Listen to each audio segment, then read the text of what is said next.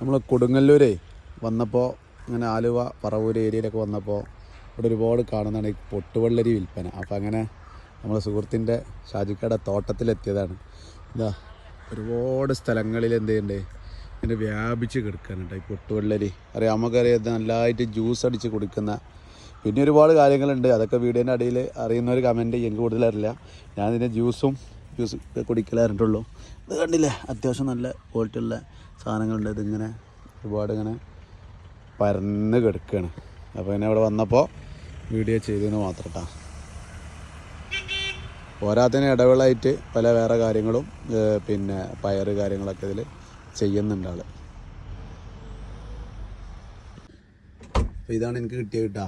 നല്ല സൂപ്പർ, അത്യാവശ്യം നല്ല വലുപ്പവും നല്ല കിലോ കണക്കിന് നല്ല വെയിറ്റൊക്കെ ഉള്ള സാധനമാണ്. അതിന് കൂടെ കുക്കുംബറും കിട്ടി. ഇതാണ് നമ്മളെ ഷാജിക്ക, നല്ല അവാർഡൊക്കെ കിട്ടിക്കിട്ടാ.